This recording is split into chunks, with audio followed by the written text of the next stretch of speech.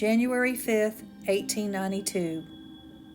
It's a Tuesday evening in Fayetteville, Georgia. Families are sitting down to supper when a roaring sound is heard. Today we would call it a tornado, but back then the colloquial term was a cyclone. Whatever it was called, it hit with a vengeance. 30 homes were destroyed in its path. Fayetteville took the worst of it.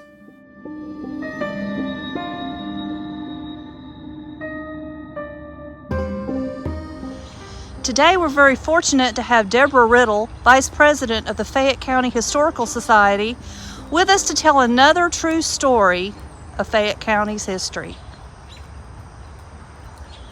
Good morning. Right behind me, you see a lovely two-story white house with green shutters.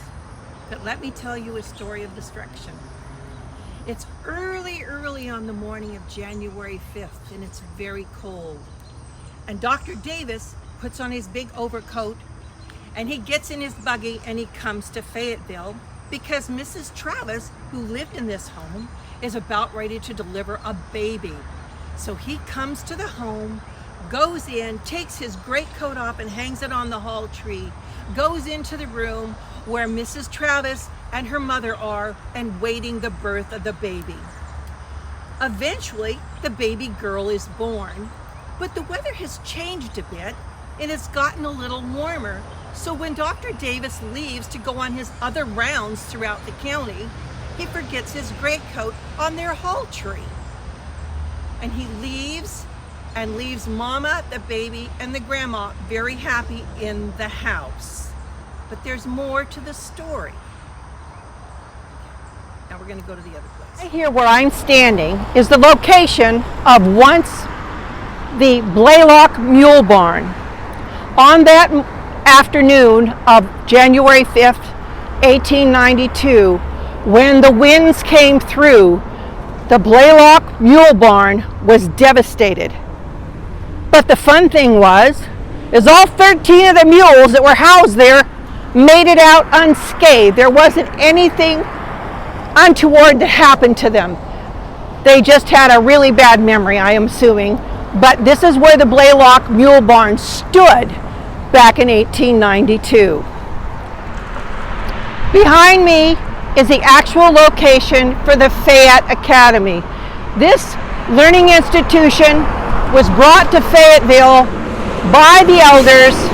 It was put together by Professor George Looney, his brother Morgan, and even their brother Martin. They were all educators, and throughout the South, they started many academies, many schools.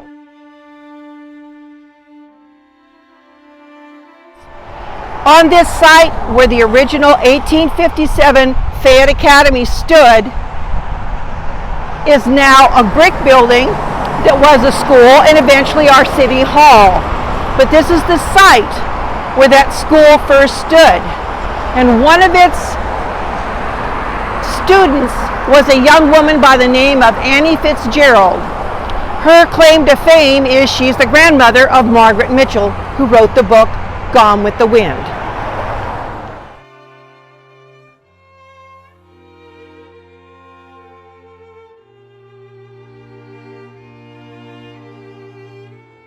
This was the home to Mr. and Mrs. Graham and their 10 children. Most of those 10 children went to school at the Fayette Academy.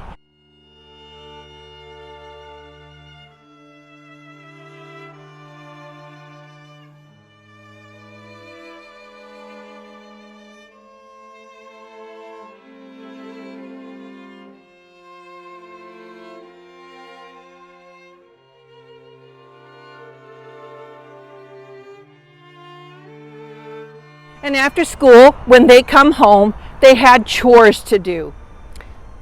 The evening meal commences. Mr. and Mrs. Graham and the 10 children sit down for their evening meal. And the legend says that little Sally Kate, who was about 8 years old, said, "Daddy, what's that horrible noise?" And he yelled at everyone, "Get outside and hug the big tree." So the family got up and went out in a rush. Unfortunately, as the cyclone as it was called then, hit the house. Young 8-year-old Sally Kate was crushed under the weight of the falling bricks from the chimney. It was very sad. She was very young and very vivacious, and everybody loved Sally Kate.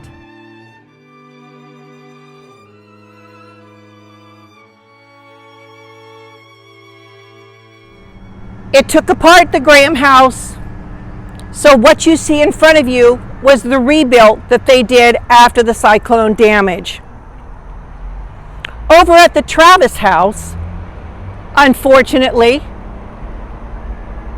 they could see the devastation as it took down the Fayette Academy, flattened it. Then there was the mule barn that was flattened, but once again the mules were just trotting away. But the Travis house was hit. Mr. Travis heard the noise, and he and his 2-year-old son went to the front door to see what the noise was.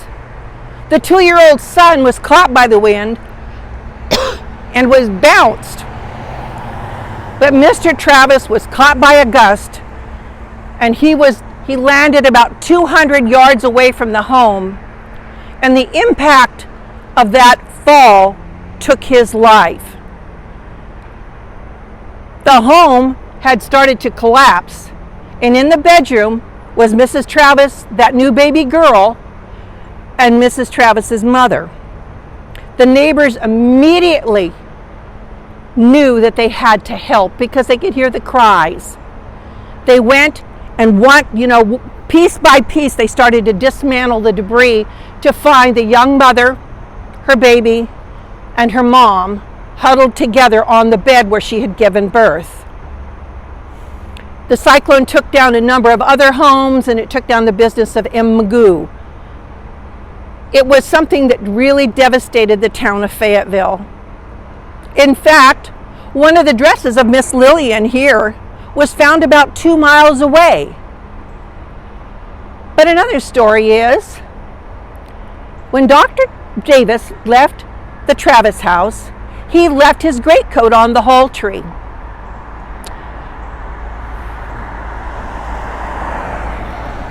It was discovered in McDonough.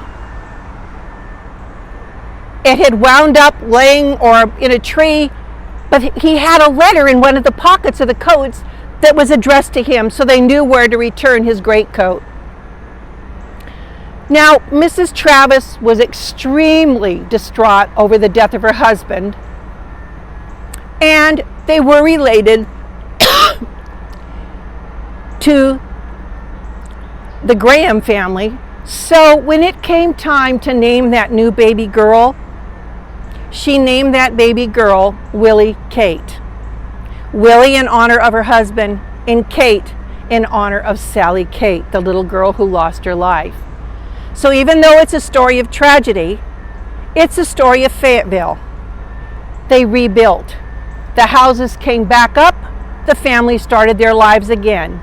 Yes, they were in mourning, and we will see the cemetery plots where these two are now interned.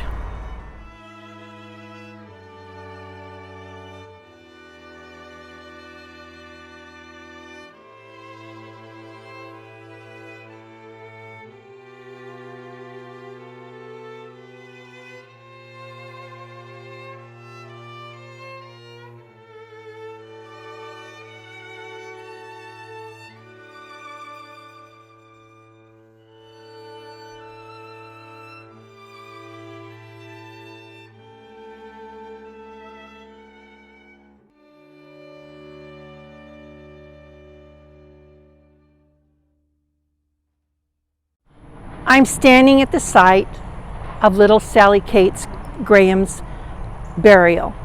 You can see that the headstone is small. It has flowers and cherubs on the top. Her final goodbye. When the Holiday Dorsey Fife Museum was up and running, we had a small piece of this headstone here, just about this big, and it was like a closed book, and it said Sally with a period at the end. That meant that she had a short life and it was over. and it was made from the same stone. This was very popular in the 1860s to the 1890s, a thing to do to give to a family to have a small memento in their home. It started back in colonial times, I think. But Sally Kate succumbed to all of her injuries from the collapsing of the chimney. But like we said, the family rebuilt the house and its life went on, just like at the Travis house. It was rebuilt and Mrs. Travis carried on. And Willie Kate grew up and married a young man. I think she moved out of the county. But we are very grateful that so many people wrote about their experiences from the cyclone or tornado of 1892, that cold, crisp January morning. I want to thank you very much for joining us today. It's been my pleasure to give you a little bit of education on some of our early Fayette County history. Thank you so much, Debbie. We appreciate it so much.